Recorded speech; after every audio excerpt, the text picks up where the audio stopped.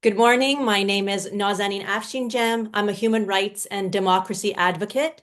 I have concentrated a big part of my work on women and children's issues over the past 20 years, and it's a pleasure to be your moderator today. Thank you, Azad Salavati, for organizing this. On behalf of Zagros Human Rights Center, who is currently on the ground in New York at the United Nations, I warmly welcome you to the UN's Commission for the Status of Women side event webinar entitled Iranian Women and Beijing+30: Rethinking Rights, Justice, and Equality. It is the UN's 69th session of the Commission on the Status of Women, a pivotal moment marking 30 years since the Beijing Declaration and Platform for Action. Representatives from across the globe, governments, civil society organizations, and activists are gathering to assess progress and tackle the persistent barriers to gender equality. Women in Iran continue to face one of the most brutal and institutionalized forms of gender apartheid in the world. We are honored to have an incredible lineup of speakers with a depth of expertise and lived experience under the gender apartheid system of the Islamic Republic in Iran. I will keep my remarks brief so we can dive straight into hearing their insights, testimonies, and reports on the systematic violations of women's rights in Iran, as well as the path forward. For those less familiar with the situation, let me paint a brief picture. Iran is a peculiar country in that the laws lag way behind the norms, a direct result of the theocratic regime, which imposes draconian, misogynistic restrictions on women. Despite this, the majority of Iranians reject the regime's Sharia-based oppression. Women in Iran cannot ride a bicycle, sing or dance in public, enter stadiums to watch sports, travel without a male guardian's permission. Family law is equally discriminatory. In custody, inheritance, and divorce, women face severe legal disadvantages. Even under criminal law, a woman's testimony is worth half that of a man, and more shockingly, her life is legally valued at half a man's. Women from ethnic marginalized communities face even greater layers of oppression, double jeopardy, as they are targeted both for their gender and their identity. Currently, Iran ranks 143 out of 146 countries on the Global Gender Gap Index, reflecting the depth of institutionalized discrimination. The death of Jina Mahsa Amini in September 2022 ignited a movement unlike any before it.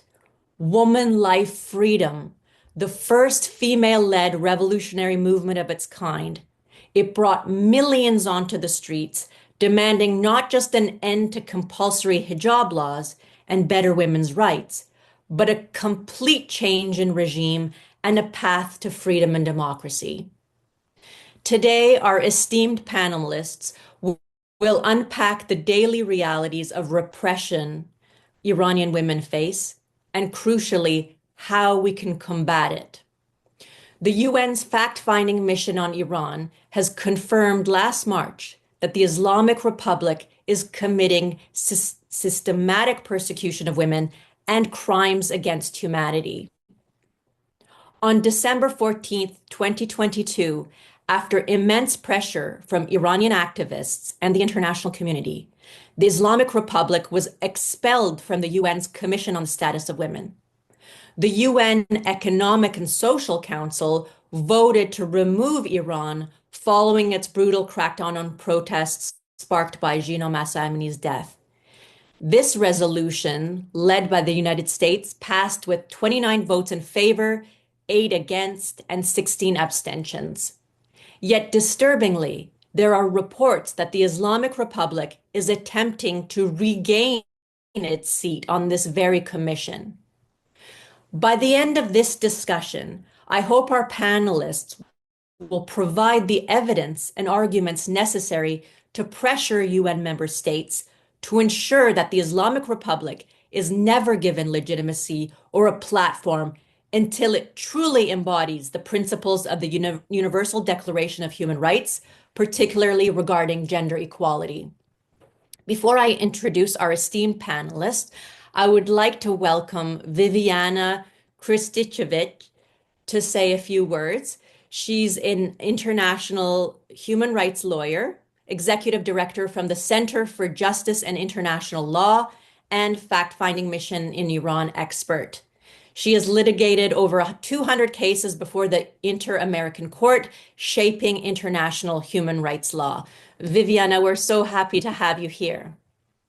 Thank you very much for your invitation, and it is truly a pleasure to be here at this panel with this eminent group of Iranian women activists and advocates to share some of the conclusions of the fact-finding mission's work on Iran and its response to the protests that followed the death of Gina Mahsa Amini, as well as to share some of the insights on the theme of Beijing+30, rethinking rights, justice, and equality.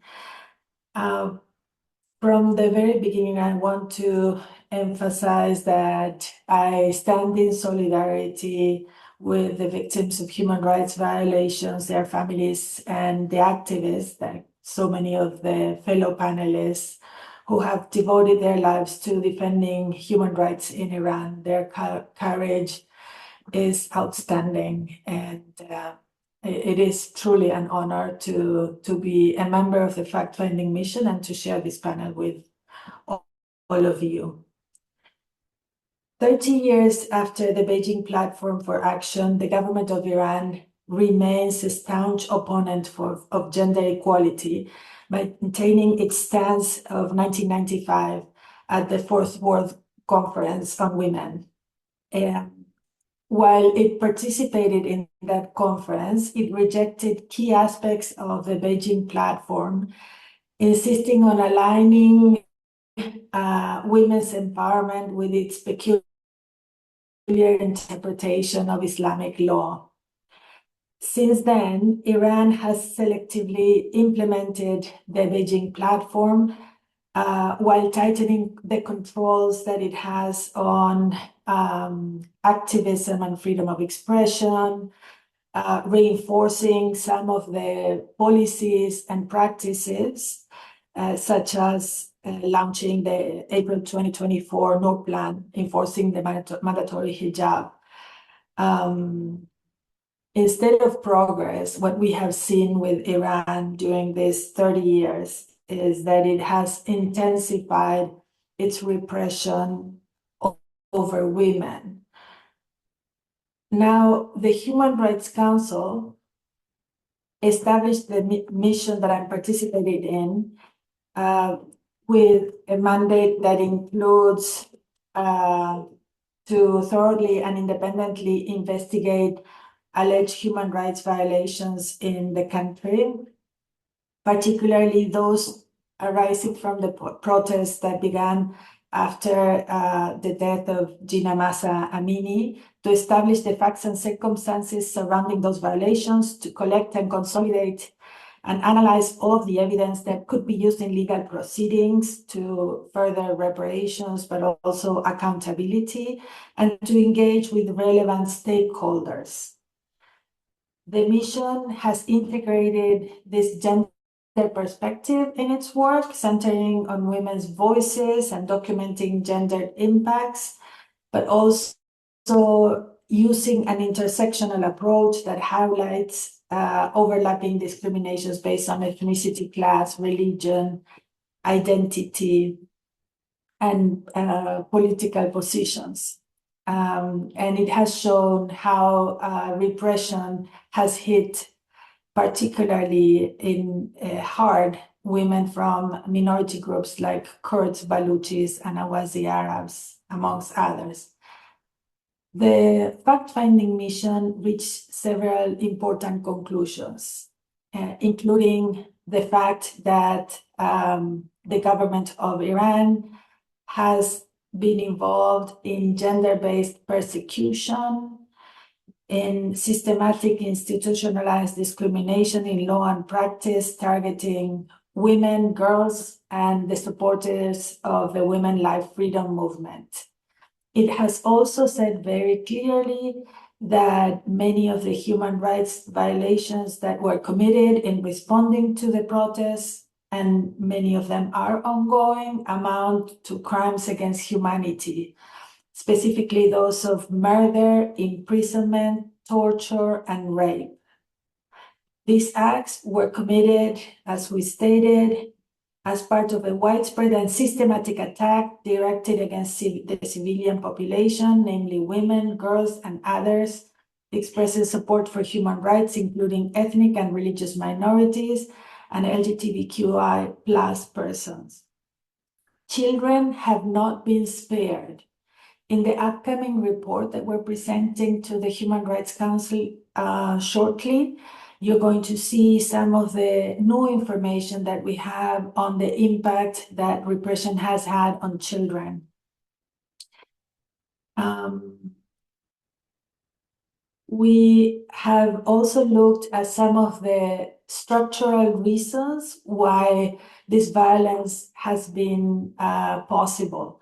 And we have highlighted this systematic and institutionalized discrimination against women and how that continues over time, how women and girls are treated as second-class citizens, as Nazanin was very well said, and it has been enabled. This has been enabled by laws, policies, and practices, including the way in which the mandatory hijab laws and its enforcement has worked in Iran, but also laws on the participation on public life and the limitations of women of participating fully in positions of power in domestic institutions such as the judiciary. We have highlighted the use of the death penalty as a human rights violation in Iran, and how the death penalty has been used against protesters. 10 people have been executed in the context of the protests through the use of the death penalty, and 14 are at imminent risk of execution, including Sharif Mohammadi, Pakistan Hazizi, and Barishat Moradi. And we have seen the limits of the state in providing any modicum of accountability. When have we asked from the state and from the international community? We have called on the Iranian government to end gender persecution, repeal discriminatory laws, release all unjustly imprisoned, including many human rights defenders and journalists and women's activists. We have also urged authorities to investigate and prosecute those responsible for violence against women, and to halt the use of the death penalty against activists and protesters.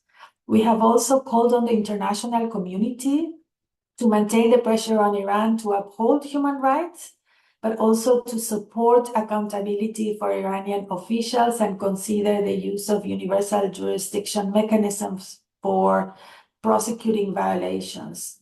We have also recommended establishing a fund for victims and ensuring access to medical care and humanitarian visas for those affected, and supporting inside the country and outside the country initiatives that help truth, accountability, memorialization that could serve as a roadmap for reparations, or to mitigate some of the harms that were done to the victims, and to spark some of the debates that are necessary to make the structural changes that are needed to ensure the freedom for women in Iran. And lastly, I want to express my humility and how much I appreciate and value the extraordinary courage of the Iranian women and girls who have relentlessly fought for their rights and the rights of others despite immense risks. Their resilience, creativity, courage, and determination is truly an inspiration for all women and all peoples worldwide. So thank you for inviting me and for having the fact-finding mission's conclusions in this space. Thank you. Thank you so much, Viviana. You also inspire us, and we thank you for giving us those updates from the UN's Iran fact-finding mission. Now we will hear from our other fine panelists. Each participant will have a maximum of 4 minutes, and I would like to ask Azadeh to please keep track of time as this is a live stream on the official UN website, and we want to make sure we are contained in our time frame. First, we will hear from Mariam Namazi. She's a longtime human rights activist, writer, secularist, and founder of One Law for All. Mariam is famous for pushing boundaries on free expression, and I look forward to hearing from you as it's been many years since we last saw each other. Mariam Jan. Thank you very much. It's a great pleasure to be here. I think given that we have the Commission on the Status of Women looking at the Beijing Declaration and Platform, we see that 30 years has gone by and still the situation of women across the globe is abysmal. If we look at the situation in Iran and also in Afghanistan under the Taliban, we see that all the 12 critical areas that were raised and highlighted by the platform and declaration are all unconditionally violated by the Islamic regime of Iran in every area that's been raised, from education, training, poverty, women's human rights, and girls' rights. If we look just at one of the critical areas, which is violence against women, I think it's important to note that the very state, its very laws, its very institutions and policies are the biggest perpetrators of violence against women. And if you look at Iran, for example, and also Afghanistan under the Taliban, women and girls face violence merely for the crime of being female. And it goes, of course, beyond, as Nazanin mentioned earlier as well, it goes beyond the question of discrimination and persecution. It is very much a system of sex apartheid, an institutionalized regime of systematic oppression and discrimination. And like racial apartheid, which was based on segregation, based on race, which was really the domination of one race over another, a system of white supremacy, we see that in this instance with sex apartheid, it is a system of male supremacy and the control of women and girls, their bodies, their sexuality from puberty and even earlier, with unrelenting violence from the state, from the law, from public policy, and so on.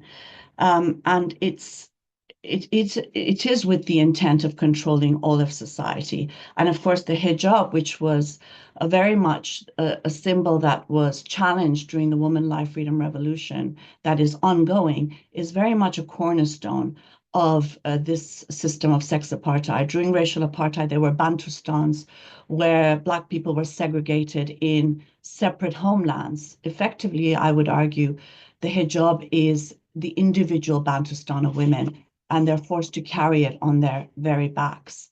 And unfortunately, this system has been legitimized and justified for far too long, whether it's because of cultural relativism, saying it's our culture, our religion, we have to accept it. The question always that we raised was, whose culture are we talking about? The culture of the woman who's being stoned, or the state that's carrying out death by stoning? And of course, we see that also the violence against women has often been legitimized and trivialized including in international instruments, including with the use of language. We don't see language like domination and oppression when it comes to women's rights violations. And of course, it's very often portrayed as being natural, and there's nothing natural about it. If there is any traction today, and any increasing recognition that sex apartheid should be considered a crime against humanity, it is not thanks to governments and states in the same way that it was not thanks to them with the end of racial apartheid, but it's thanks to decades-long struggle by women's rights campaigners in Iran and elsewhere, and thanks to women's revolutions taking place in the region, from Rojava, where the Woman, Life, Freedom slogan was first raised, to the Woman, Life, Freedom revolution in Iran. It's thanks to that we are seeing this challenge, and one that we need to keep the pressure upon. With this CSW, we see that the chair of this commission is a Saudi male. So again, it shows that there's a lot that we need to put pressure on for effective change. Thank you. Thank you so much, Mariam. Next, we have Fariba Borhanzahi, a Baluch human rights activist and member of Baluchistan Women's Voice. We look forward to hearing how Baluch women are particularly marginalized in Iran and what we can do. Hi, and Thank you. Thank you for inviting me. Great pleasure to be here with you. Honorable guests, esteemed colleagues, and human rights advocates. As we make the third anniversary of the Beijing Declaration and the Platform for Action, we must critically access the realities of gender inequality across different commitments. Today, I bring your attention to one of the most marginalized groups in Iran, Baluch women, who face discrimination not only as women, but also as members of historically oppressed national minority. Baluch women live in Sistan and Baluchistan, the most underdeveloped province in Iran. Despite repeated commitments, the Iranian government to improve socio-economic conditions, the region continues to suffer from chronic underinvestment. Reports from the Statistical Center of Iran confirm that Sistan and Baluchistan has the lowest human development index in the country. Education is a fundamental right. Sistan and Baluchistan has the highest school dropout rate of girl in Iran. UNICEF reports highlight that nearly 60% of Baluch girls do not complete primary school, largely due to poverty, early marriage, and the lack of education facilities. Many villages lack access to a secondary school, forcing families to choose between the daughter's safety and the education. The province has one of the highest unemployment rates in Iran. A 2023 labor force survey by Iran's Statistical Center revealed the female workforce participation in Sistan and Baluchistan is below 10%, the lowest in the country. State repression in Baluchistan is well documented. Amnesty International and HRAN have reported a sharp increase in killing of Baluch and by Iranian security forces, leaving many women and without economic or social support. The province also has the highest number of enforced disappearances and arbitrary arrests per capita in Iran. As we reaffirm our commitment to gender equality through the Beijing+30, we must ensure that the right of all women, regardless of nation, religions, and geographical identity are upheld.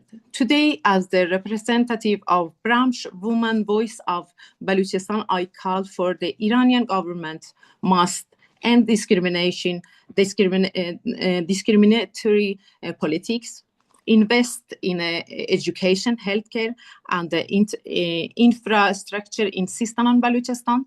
The international community must hold accountable for human rights violence against women in national minority region.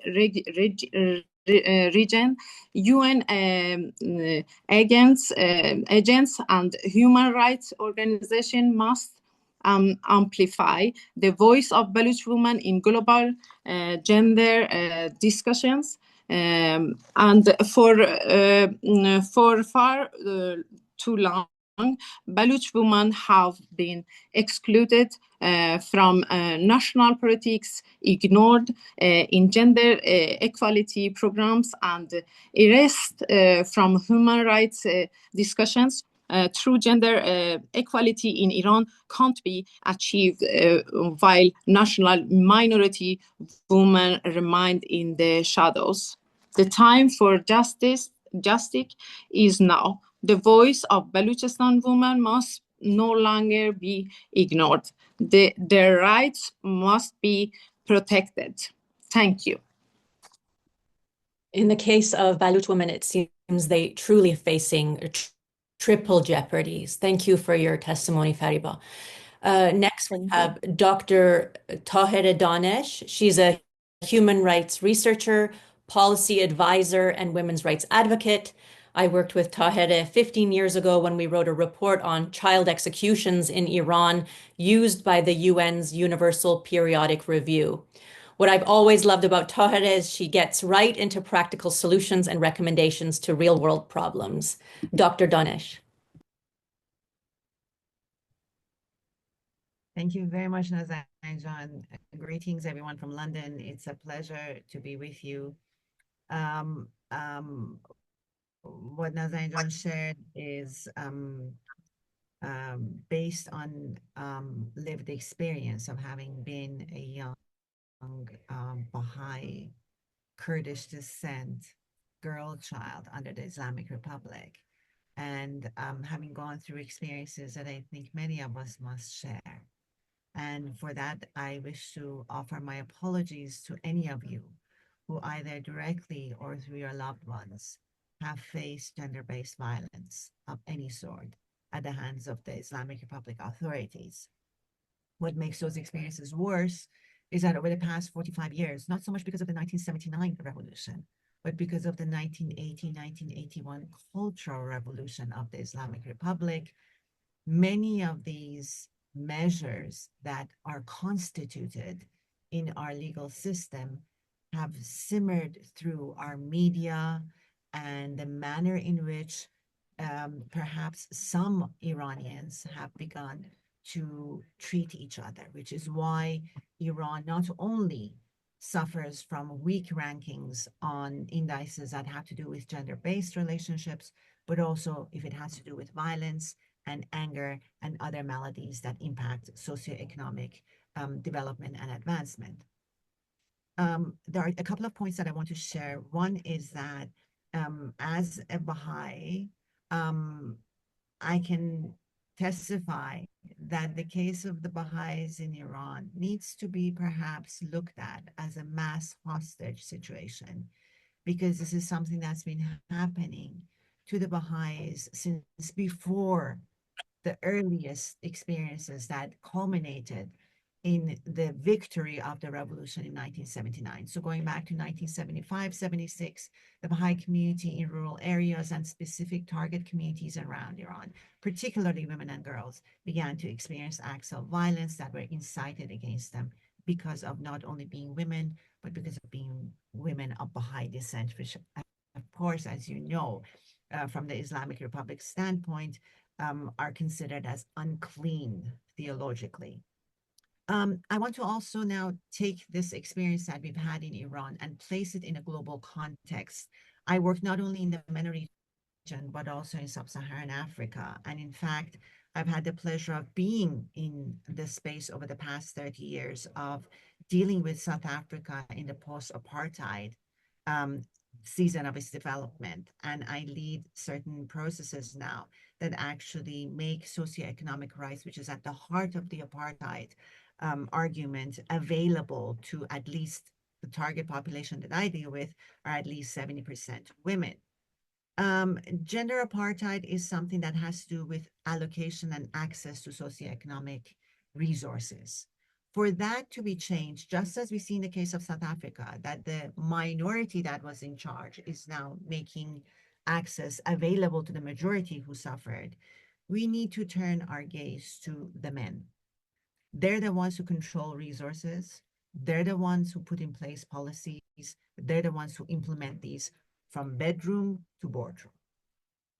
And although it may not be something that comes easy for us to understand, we know from our experience during the Vienna conference that took place in 1993 that we need to deal with men and ask them, men and boys, to wholeheartedly engage in the process of establishing equality.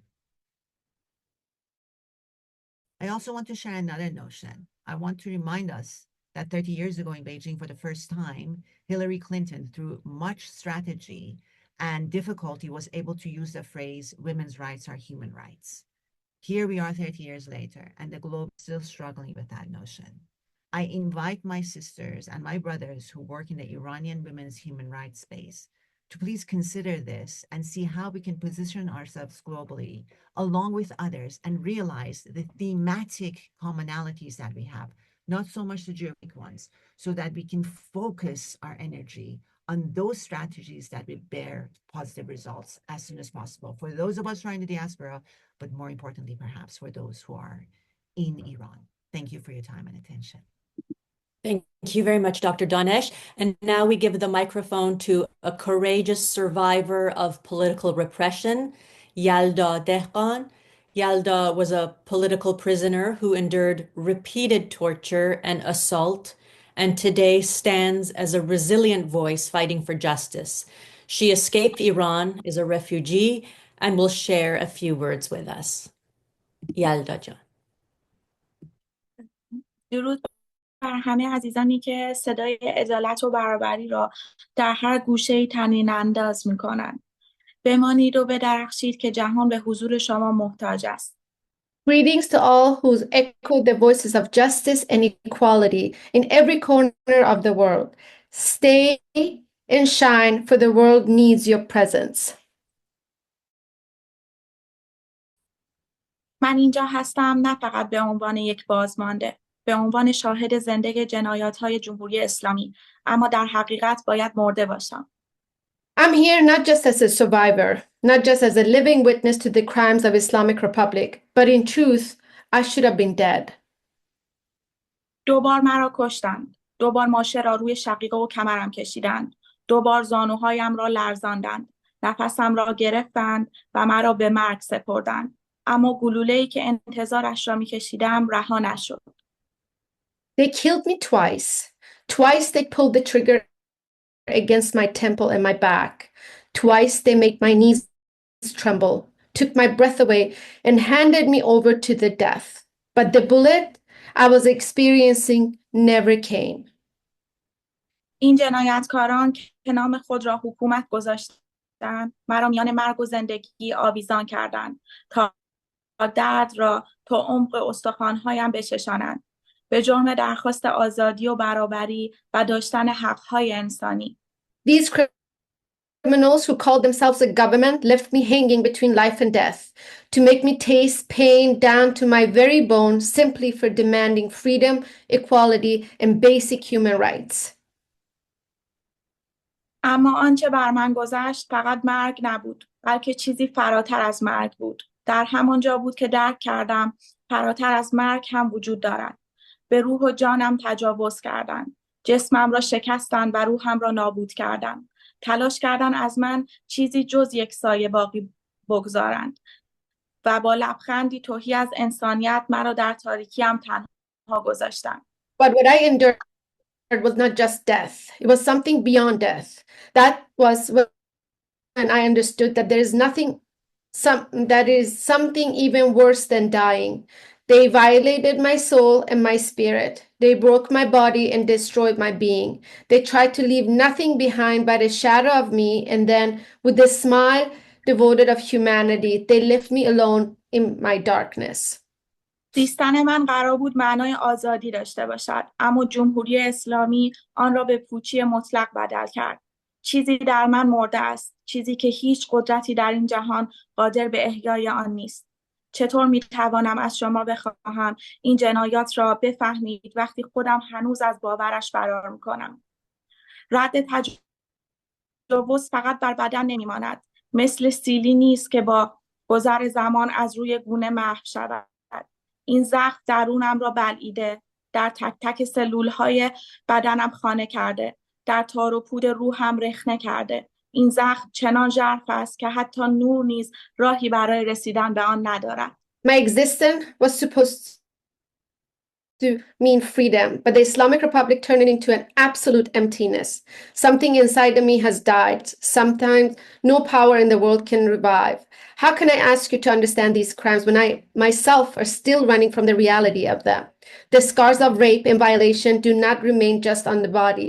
They're not like a slap that fades from the skin with time. This wound has swallowed me whole. It has taken root in every cell of my being. It has seeped into the fabric of my soul. This wound is so deep that not even light cannot find a way to reach it. در لحظه شکنجه هر ثانیه مرگ تنها با یک امید تحمل شد که زنده بمانم تا شاید بتوانم کاری کنم که دیگر هیچ کس هیچ وقت این جهنم را تجربه نکند. من اینجا هستم تا بگویم من زنده‌ام، نه به انتخاب آنها بلکه به انتخاب خودم، تا حقیقت را فریاد بزنم و بدنم شهادت جنایات جمهوری اسلامی را بدهد، تا صدای تمام آنهایی باشم که صدایشان را برای همیشه خاموش کردم. In the moment of torture, every second of dying was endured with a single hope to stay alive, so that perhaps I could do something to ensure that no one would ever have to endure this hell again. I'm here to say I am alive, but not by their choice, but mine. I'm here to scream the truth. My body is the testimony of the crimes of the Islamic Republic. I'm here to be the voice of all those voices were silenced forever. این جنایات فقط داستان من نیست. من تنها یک زخم هستم از پیکر زخمی ایران. هزاران نفر مثل من هر شب با همین کابوس‌ها، با همین خاطراتی که چون زهر در رگ‌هایشان می‌دود، سر بر بالین می‌گذارند. بعضی از آنها دیگر هیچ وقت از آن کابوس بیدار نشدند. بعضیشان در همان سلول‌ها دفن شدند، بی‌نام، بی صدا، بی فریاد. These crimes are not just my story. I'm merely one wounded of the wounded body of Iran. Thousands like me lay their heads down each night with the same nightmares, with the same memories that flows like poison through their veins. Some of them never woke up from those nightmares.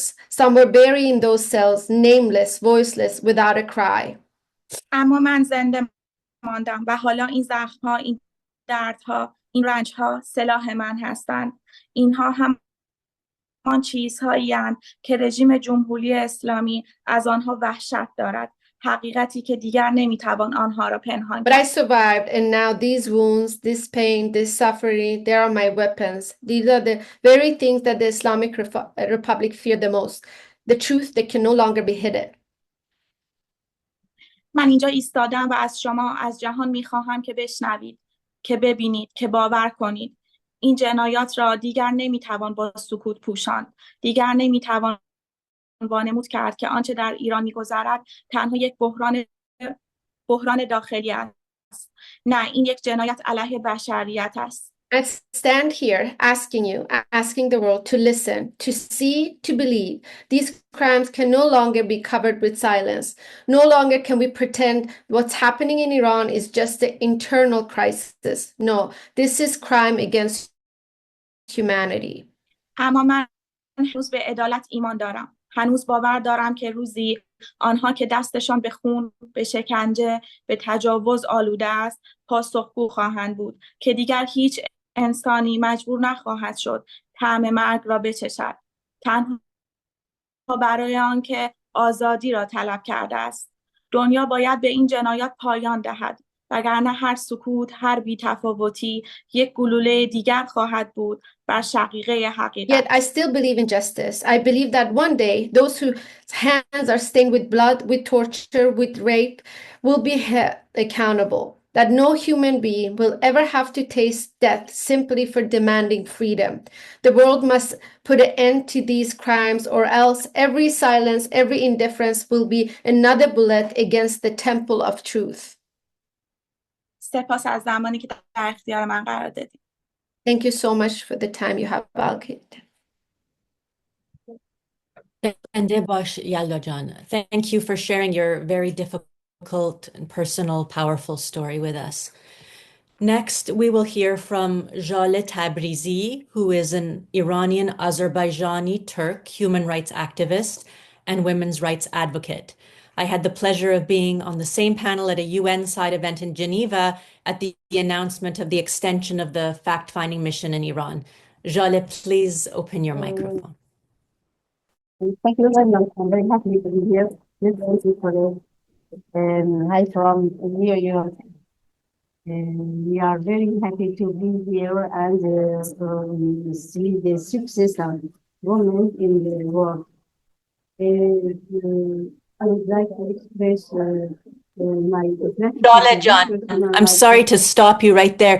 Is there a way that we can hear you a little bit better? Your sound is a little bit muffled. I'm sorry, there is many noise. I'm trying to. Okay, well, do your best and maybe we can all turn up our volume.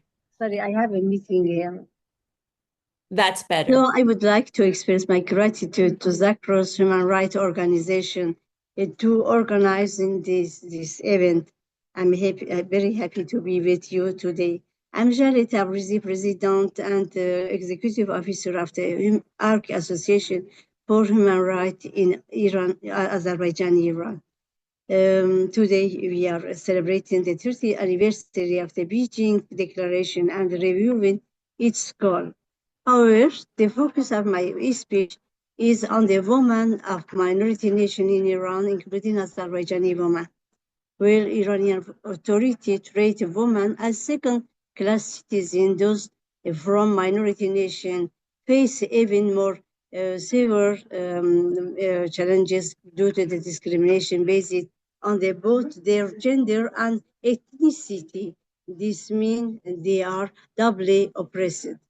Azerbaijani women in Iran continue to suffer from discrimination and inequality without adequate protection.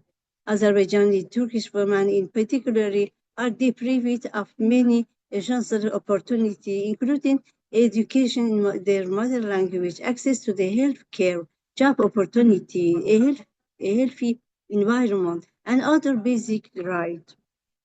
It is also crucial to note that Islamic legislation particularly exposes women to heightened risk of violence, especially as the issue continues to surge.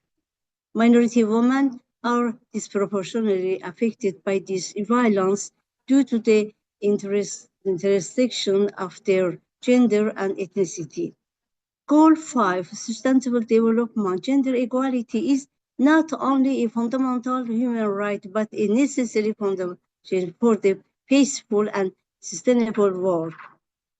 We must focus on the four key issues: the absence or limitation of access to justice, the manifest discrimination their Jews, the deprivation of their right to education in their mother language, their exclusion from economic employment, poverty and unemployment in family make child marriage or more common. Poorly educated Azerbaijani women lack the means to navigate the media or legal system, and many do not understand Farsi. If they face legal issue, their surgeons will understand the Farsi language of the court, putting them at risk of unjust conviction. Additionally, when Azerbaijan immigrate in the search of the employment, their women often became trapped as internally displaced person. The Iranian regime has yet to take any significant action to implement the principle of sustainable development, and Azerbaijani women receive no guidance or education on climate change. Violence against women continue in Iran, and femicide stand as one of the most severe forms of violence. As a result, Azerbaijani women are fighting on the multiple fronts. They are fighting on the not only for their identity as a woman, but also for this identity and the be woman in Iran. Thank you very much. I really appreciate your insights on the discrimination Azerbaijani women face. Thank you, Jale. Next, we will be hearing from Mariam Bari Hashemi. She is gender equality and Iranian women's rights advocate, a wonderful strategist. I've had the pleasure of working alongside Mariam in various projects together in Switzerland, and I'm eager to hear her thoughts and perspectives. Thank you again, Nazanin. Hello, everyone. A special thanks to Zagros for making this opportunity and inviting me. As we all know, for more than 4 decades, Iranian women have faced systematic oppression, not just through laws or cultural pressure, but as part of a deliberate strategy by the Islamic Republic to control the whole society. Iranian women, from activists and advocates who are fighting tirelessly to justice-seeking mothers demanding accountability, have never stopped resisting. While human rights in Iran have always been seen as a threat by the regime, today we are witnessing how the Islamic Republic is using the oppression of women as a political tool to maintain power, to survive. A clear example of this systematic oppression is the mandatory hijab law. The so-called reformist government claims to be holding back its full enforcement to appear moderate, while the other side, fundamentalist hardliners, push aggressively for it to be imposed in full. But this is not the real debate. It's a just stage act designed to fool the world, and taking advantage of this new government, so-called reformist government. While these two sides appear to disagree, they both aim to control society. So the goal is same, just different place. And the reality is that even without formal enforcement of this mandatory hijab law, Iranian women are still paying the price daily. We are hearing from inside stories that women just less than 2 weeks to Persian New Year, they have to pay some financial fines because of some surveillance monitoring system announced that they didn't follow the hijab trolley. We have heard that singers have been arrested or summoned for performing without hijab, or we witnessed just during the last week, those women who attended some public events, some ceremonies, they without hijab, they also faced consequences, harsh consequences. And some businesses inside, just because they have women-related campaigns and they put it on their social media, they had their social media pages suspended and they had to stop the whole campaign. This isn't about just clothing, it's about control. And this hijab law has become a political weapon to silence women and limit their presence in public life. And while the regime plays this manipulative game, Iranian women still continue to face harassment, violence, punishment, and now this financial punishment has been added. The fact that the most important thing is that the international community must not be misled. We know that Islamic Republic is now trying to regain membership at the UN Commission on the Status of Women after being expelled in 2023 following the Women Life Freedom movement. That campaign was a major victory, and we have some people here today, like Gisujan, Nazanin Jan, who played a key role in making this campaign happen. But we are witnessing that the regime is trying hard to regain that position, and we must ensure that the regime is kept out of these spaces where they seek to hide their crimes against women. We should push calling on the international community to expose the Islamic Republic's manipulation of women's rights and try to amplify the voices of Iranian women who are risking their safety to resist this oppression. We should keep talking about these three women who are in death penalty row, as Viviane mentioned. Unfortunately, dear Viviane, the list that are waiting on the death penalty row are not 40, it's right now 62. And among these 62, we have three women that are in a immediate, immense risk of death penalty: Varish Moradi, Pakshan Azizi, and Sharifeh Mohammadi. We have other women. The list is very long, but I would like to focus on two other cases. Nedar Dabbaghi. Nedar Dabbaghi is just underage, 70-year-old girl facing trial for simply speaking out after the Women Life Freedom. And Nahid Shirpishe, justice-seeking mom who has paid lots of price, a very high cost, just for requesting accountability after her son has been killed on the protest named Bloody November.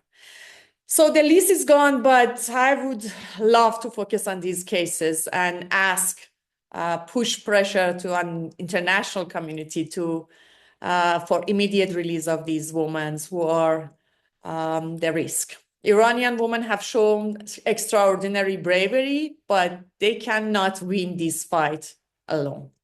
And I'm sure we all agree that it's time for the world to step up and stand with them. Thank you. Thank you very much, Mariam.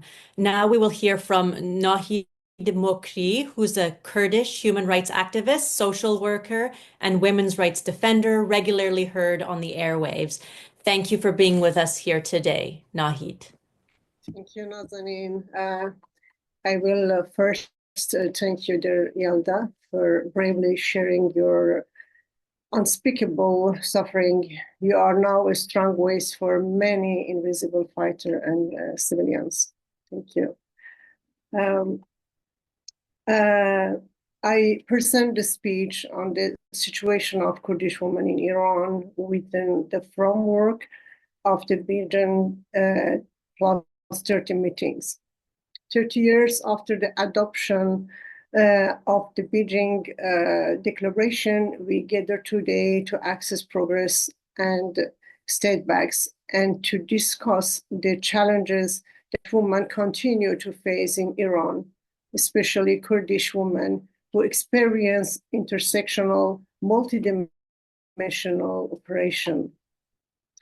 Kurdish women live in a unique situation where multiple form of operation coverage.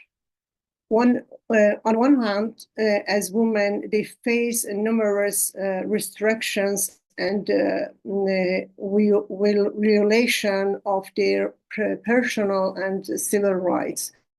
Iran judicial and legal system restricts their right in marriage, family, and economic participation. On the other hand, as Kurds, these women are victims of a systematic marginalization and erasure of their national identity, including the prohibition of education in their mother tongue and discrimination in employment. In Iran's education system, the ban of learning in the Kurdish language has a profoundly negative impact on the educational development of Kurdish girls and women. Jina Modarresi Gurji was sentenced to 21 years in prison for the crime of teaching in the mother tongue. In Kurdish regions, the lack of educational infrastructure is a major problem, forcing many Kurdish girls to abandon their education. In terms of employment, Kurdish women face double discrimination. Kurdish regions have been deliberately excluded from industrial and economic projects. Many Kurdish women are forced to work in informal low income jobs without legal protection or even engage in the dangerous and exhausting work of cross-border portraiture kulbari, which climb victim daily. Currently, numerous Kurdish women are imprisoned in Iran and have received harsh sentences. Pakshan Azizi and Wuresh Moradi, Kurdish social and political activist, has been sentenced to death and their lives are in danger. Zainab Jalalian has been imprisoned since 2008 and is deprived of basic rights such as medical care. During the Jina Revolution, Iran's security apparatus brutally treated protesters, with many women directly shot or arrested. Iran's legal framework systematically restricts women's rights. Forced and early marriage has increased in Kurdistan's regions. In the judicial system, a woman's testimony is valued at half of the man's, and women cannot option passports or travel without their husband's permissions. In case of divorce, they lose custody of their children. In case of domestic violence, the judicial system does not support victims regarding this issue as internal family matters. In light of the violations, the international community must take a serious stance. I call on the United Nations to establish a special mechanism to monitor the document violence against Kurdish women in Iran. urge international organizations to pay special attention to documenting and publishing this violence. I also call on national worldwide to include the issue of Kurdish women's rights as a prerequisite for economic and political relation with Iran. The Women Life Freedom Revolution demonstrate how brave and determined Kurdish women are in their struggle for freedom. The international community must take a courage stance and demand an end to multidimensional operation of Kurdish women in Iran. Thank you for your attention. Thank you for your Kurdish perspective, Nahid. Now we're going to have Gisu Nia. She's an international human rights lawyer and legal advisor for the End Gender Apartheid campaign. She is my go-to on any legal questions related to Iran.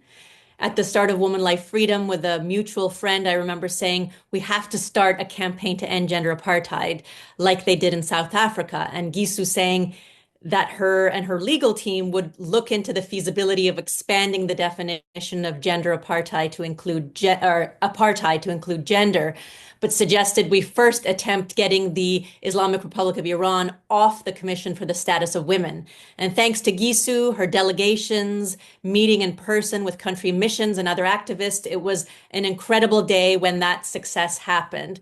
We're pleased to have you here, Gisu. Thanks, Nazanin, and I'm happy to be here with such amazing and courageous women, really moved by some of what we've heard here today. I'll keep my remarks short. It's mainly that this is an event during CSW. Obviously, a lot of folks on this call and others have been going to different events that talk about women's leadership, rights for women, empowering women. And we're at a time where, as was mentioned by Mariam, the Islamic Republic of Iran is seeking to come back on to the Commission on the Status of Women. We always knew that that could be a risk. So when they were removed, this was something that was unprecedented. There had been no prior removal of a state from one of the 8 functional commissions of ECOSOC at the UN prior to then. There have been removal of states from the Human Rights Council, for example, but there's a procedure for that. There's a process. Here, there was no process. So we really had to create one and get states to support this and make a resolution and have leading voices and prominent global voices call for it. But unfortunately, just as member states can come back on the Human Rights Council after they've been kicked off, the same holds true for the Commission on the Status of Women. So although the Iranian regime was removed, and rightly so at the time, they can try to get back on. And we see that there are officials who are coming to New York this week to meet with different states and argue for their inclusion yet again. We find ourselves in a difficult position because Saudi Arabia is now the chair of the Commission on the Status of Women. When that happened, I think it was about a year ago or so when we got that news, I was really horrified that there had been no state that recognized what the long-term implications of that could be. Saudi Arabia could join the CSW. They certainly have been undertaking reforms in the country. They're moving more in a reform direction, which I always like to see, having mixed gender concerts and really changing the way that they've historically done things. But to be chairing the CSW indicates a real leadership position, which I feel is completely inappropriate for where they are in their journey. They could be part of the engagement, part of the body, but to be chairing it is really something quite, I think, unacceptable. Unfortunately, member states did not come together to rigorously oppose that, including the US, which had been a leading voice with respect to opposing the Islamic Republic and very much supporting their removal from the Commission on the Status of Women. So I fear that the sort of political selectiveness that we're encountering here is not helpful to our longer term cause. where we don't believe that the Islamic Republic has undertaken any of the reforms that should allow them to come back on this commission. In terms of a few practical steps, I don't know how many folks are in New York this week, but I know that a lot of you do meet with different UN member states on a range of issues. I think one of the critical issues that should always be brought up is to note that the Islamic Republic of Iran is seeking to come back on the CSW, and for their missions in New York, particularly, to let us know if there are any meetings where the Islamic Republic is taking meetings around this issue, to make sure that there's a strong opposition to that, and to really lay out the reasons for why. And the reasons for why are just as when, at the time when they were removed, they have demonstrated that they're using the CSW merely as a way to change the norms from within. So there's no interest in actually working to empower women or increase women's rights.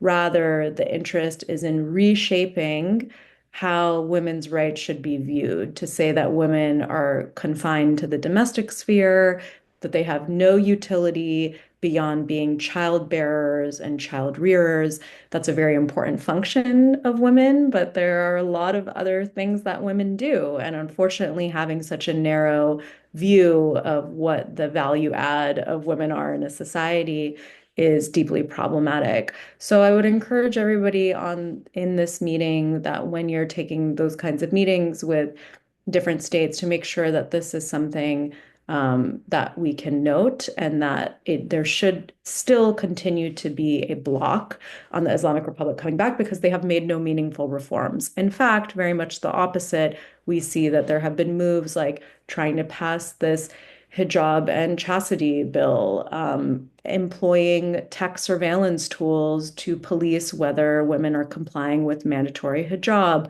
We see that the numbers of executions of women are increasing, and continued oppression of women for seeking to exercise their basic human rights is ongoing. So there really is no difference in circumstance for them to be able to return, and we need to make sure that this is a front of mind issue. And then I see that there's a question just about there's a question just about what are the consequences for women's rights in Iran with some of the backsliding in the US when it comes to women's rights. Unfortunately, we're actually seeing that there is an anti-gender, so to speak, backlash across the world. So this isn't something that's just confined to the US.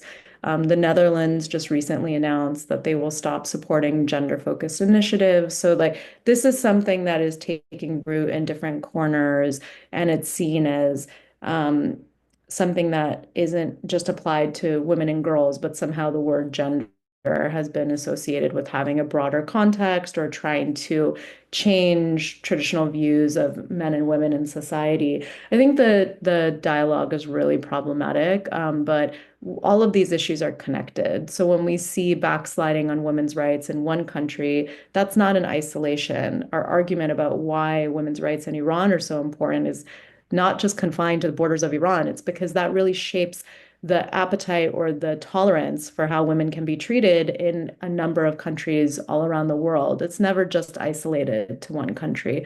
I'll close there, but I hope that everybody in this meeting will keep this threat front of mind, the fact that the Islamic Republic of Iran will attempt to come back to the CSW. And when they do, they will position it as being a great win on their behalf. And that is not something that we can allow to happen.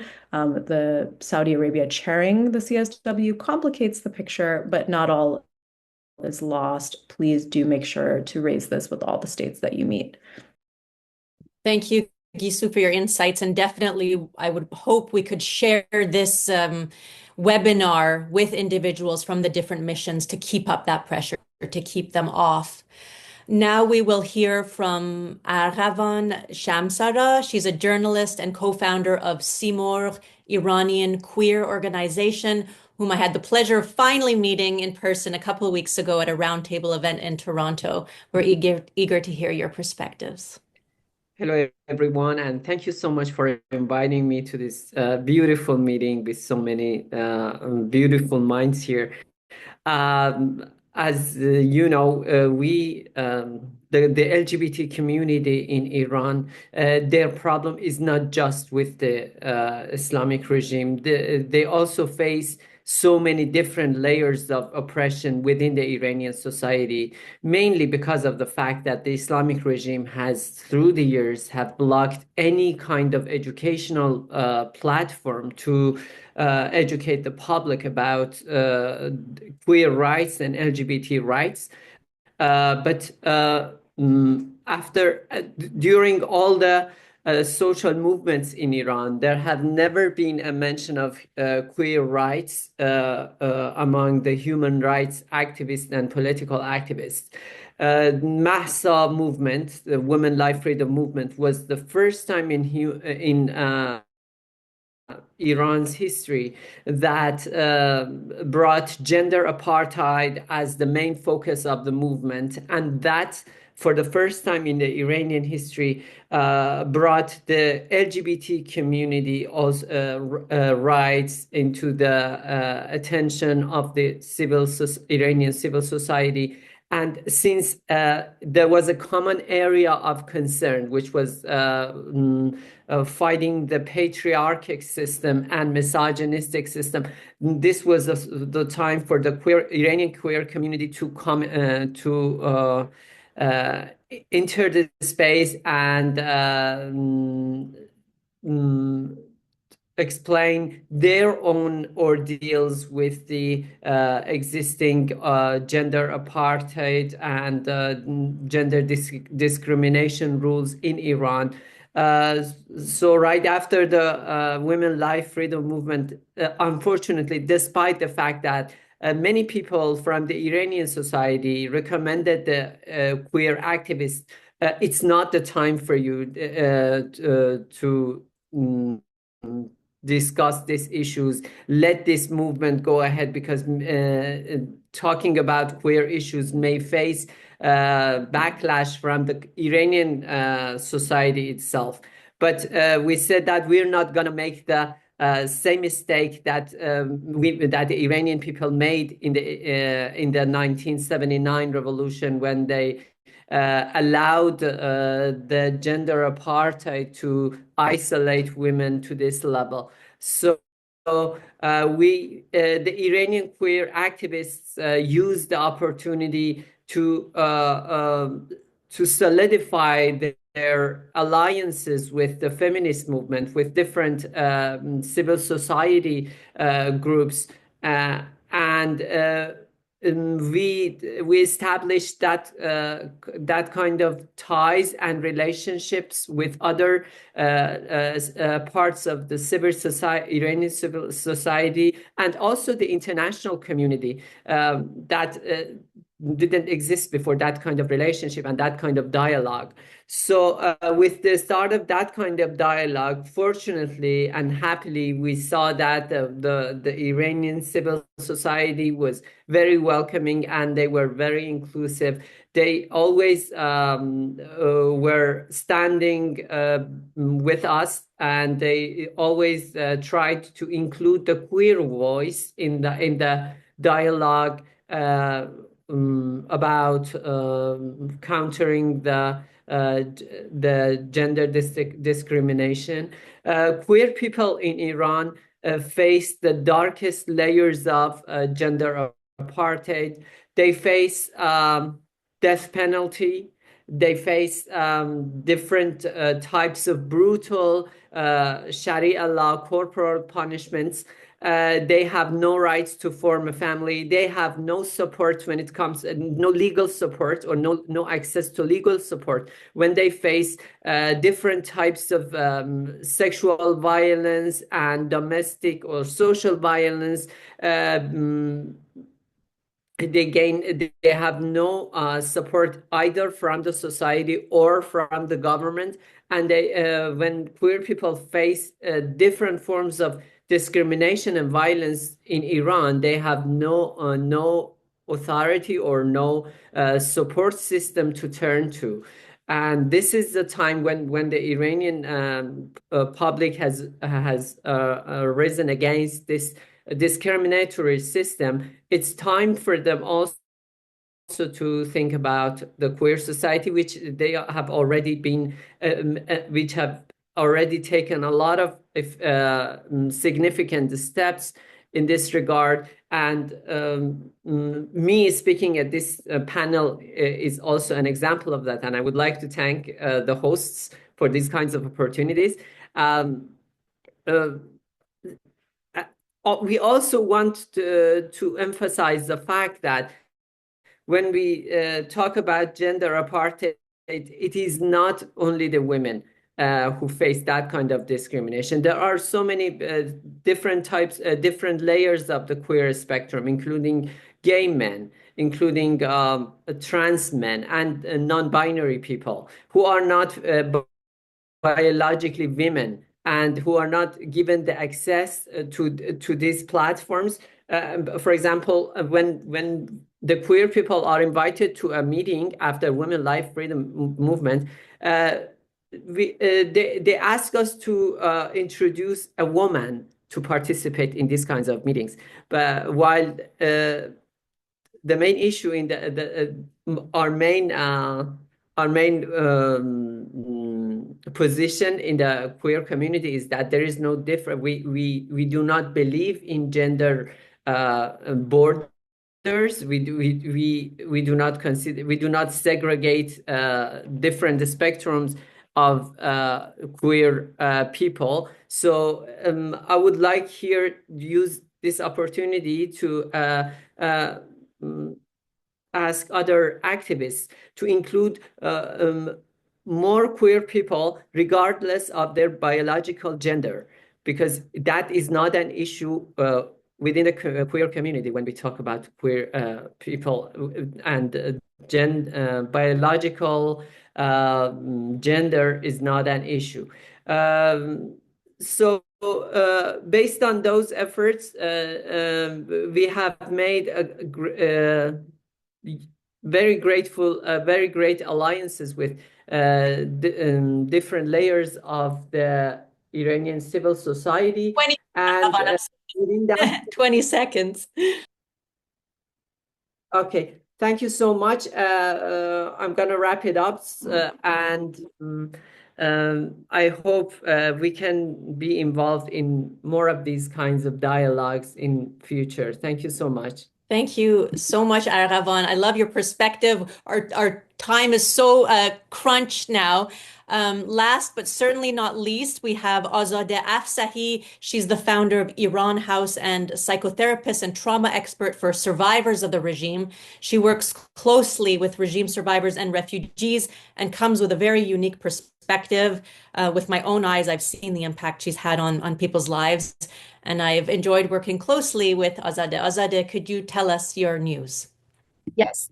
Thank you so much, everyone. Thank you, Zagros, for creating this platform for Iranian women. As I was researching a little bit, I want to bring some hope that 51 years ago, the CSW in 1965 was in Tehran by Princess Ashraf, and she was actually the elected chair of this commission. So seeing where we were and where we're heading, and the fact that with Gisu Jan's help and Nazanin Jan's help, we were able to have Islamic Republic off this status, it brings hope that we can achieve the goal that we are all here to work towards. So as I mentioned, I work with survivors of torture, and as you could hear what lovely Yalda Jan was saying, is that the mental health crisis in Iran is something that we cannot overlook. Right now, this is obviously we can't have any correct data coming from Iran, but according to the World Health Organization, Iran has fewer than 2 psychiatrists per 100,000 people, and they are mostly in in urban centers. So as it was discussed in places like Baluchistan, Kurdistan, mental health crisis, it is something that is not just on individual basis, but is on a societal basis that we need to bring attention to, especially as we are seeing that height of suicide is increasing, PTSD among survivors are increasing, and if women particularly us speaking up, they are rearrested, they are shame to the society, and there is no space for them to be able to talk about their trauma because there is no trust in the system. And trust is the fundamental ingredients for mental health or any health to be able to work towards healing. One thing I think it's important I want to bring attention to, when individual like Yalda who has experienced raped, when they are released, there is no safety system for them to seek even medical health. The reason is because the oppression is so severe that even doctors or mental health clinics are under pressure and they can't be able to provide any medical help to people like Yalda. So what happens is that they are in silence and they have to find other form of treatment to be able to kind of get the help that they need. So I am extremely worried about the mental health crisis that is happening in Iran because it is not designed for people to speak up. That's why it is so important for us to have this platform and have people like Yalda to speak up of what the regime is doing and to keep them off this status because they don't belong in places that we are fighting for human rights. I'm going to keep it very short because I know we only have 5 minutes. So again, I want to thank everybody for creating this platform. Thank you, Azadeh, for always providing a platform for survivors of this regime. Now, not normally right now we would go to a second part and try to get to some of the solutions. I just want to ask Zagros's head, Azad Salavati, to indicate whether we will have this room open to continue with the second part or whether I'll have to conclude now. We have to conclude, unfortunately. Yes, is that correct? Okay, I'm so sorry. Perhaps we can keep the time open. Maybe it won't be officially on the UN site, but for those that can stay, please do stay. I'll just make a conclusion then that to thank these brilliant women and for the audience for coming and listening and for the UN giving us this platform. The expulsion of Iran from the CSW, as Gisu said in 2022, was a significant step. But the battle is far from over. If the Islamic Republic is truly trying to reclaim its seat at the UN, then the evidence we presented today must be used to stop it. The Islamic Republic should not be granted legitimacy until it genuinely upholds the principles of gender equality and human rights in all its form, and the Iranian people can choose their system of governance and government in free and fair elections. The fight for women's rights in Iran is not just about legal reform, it's about dismantling an entire system. What I have heard from our panelists today is a global commitment to pressure Iran to promote gender equality, support women's empowerment, eliminate violence against women, promote reproductive health, combat poverty, recognize the rights of ethnic minorities, enhance international cooperation, and demand the release of imprisoned women. Let's continue this fight. Let's ensure that the voices of Iranian women are heard loud and clear until justice is truly served. Thank you for participating. And I'm going to just ask the next follow-up question until the Zoom just shuts off. And perhaps we can have just a little bit of discussion on how do we strengthen the global defense of Iranian women's rights? What strategies can be employed to counteract the regime's oppression? And how can the international community act more effectively? If we can get hands up, first from our panelists, and then I'll open it up to the rest of the audience members. anybody from our group want to answer some of these practical solutions? Azad. I think I saw the question, and thank you for your question. I think one thing to amplify to everywhere you have a platform to be able to talk about it, because, you know, as we are unified, as we go hand in hand, women all over the world is experiencing, whether it's mental health, whether it's oppression, whether it is gender-based violence, all of that, everybody is experiencing, not everybody, but a lot of places are right now coming forward. So breaking the silence is number one. Not only is it therapeutic, but it's also bring awareness to what's happening under silence. As soon as we bring light to these big ticket items, that's what change can happen. Thank you. Anybody else? Otherwise, I'll go to question. Okay, Mariam John. Yes, thank you for all your contributions. I think we can learn a lot from the racial apartheid system and how it was eliminated.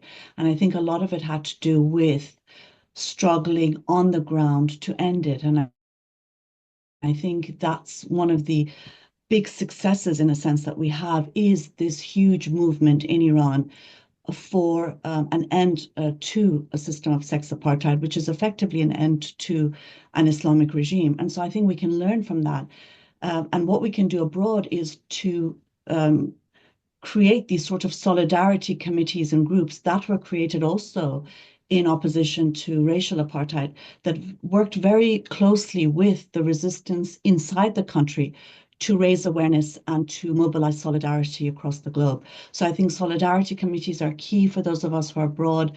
An International Day Against Sex Apartheid is key in constantly reminding people that this is a serious issue, but also to remember that, you know, the way to end sex apartheid is going to be a fundamental struggle against the existence of theocracies, because effectively you cannot end sex apartheid without an end to theocratic Absolutely. rule. And just to touch on what you're saying, there are solidarity campaigns. There's the endgenderapartheid.today campaign. Please have a look at that website. And there's a separate United Against Gender Apartheid, again, bringing to light the gender apartheid that exists in Iran and Afghanistan.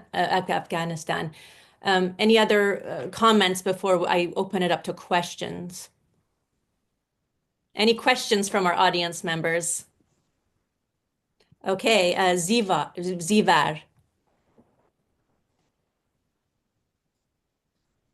We don't hear you, Zivar. Maybe Azad needs to unmute the participants. After Zivar, we will have Aya.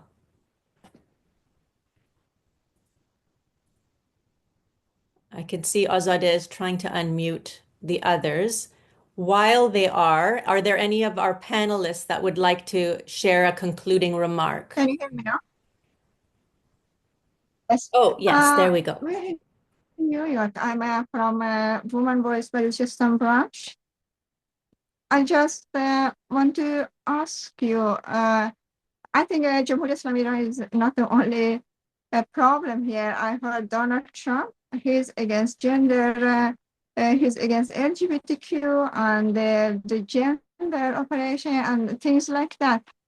Don't you think that he can be a role model for other countries which are already against LGBTQ community?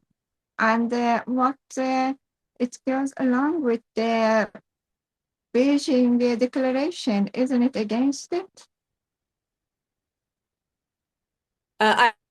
I'm not sure if your question is directed at maybe Arghavan about the LGBTQ question, but this particular webinar is mostly dedicated to the problems of the regime of the Islamic Republic and its oppression on women. So I'd like to contain the questions and answers around this particular issue. I'm sure there's other webinars on, the United States regression in this field.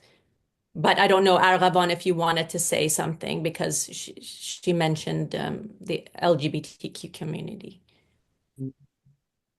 Thank you so much, Zivarjan, for your question. And you know that this is our current concern among the LGBT community itself. Not only the LGBT community, but also other layers of the society, because it starts always mainly with trans women and it goes to other parts of the gender spectrum, and it targets everyone. So, and since the US is sponsoring so many great funds and it has huge access to different UN agencies, it's gonna be a global issue for everyone, and it will affect every part of the world. So this is the main concern so far, and we need to see where it goes. Okay, I've just been given indication that we do have to wrap up. So maybe I state your question and then we'll have to say goodbye. Hi, thank you so much for everyone's insights. It was truly a pleasure and an honor to hear from you. I wondered if Dr. Danish, if you could speak more to the point you made about leveraging the men who have power in Iran as the diaspora, but also amplifying the rights of women as the diaspora in terms of technical skills. Like for myself, I'm a graduate student in public health, and using that in order to ensure that there are more progressive and policies for women and people in Iran. I've just put a comment, although quite briefly. Oh, I'm so sorry. I didn't see that. No problem at all. But I'm very happy to talk about this at great length, because as I mentioned in my response, there are statistical studies and there are case studies actually around the world that demonstrate the fact that when men actively engage in meaningfully involving women, because for instance, I'm part of something called 30% Club, where for many years we thought if we place women at the level of directors for major corporations, then we will have greater socioeconomic equality. We've passed the 30% goal many years ago. The studies that have now come out is that it's actually important to have women in executive positions rather than non-executive positions.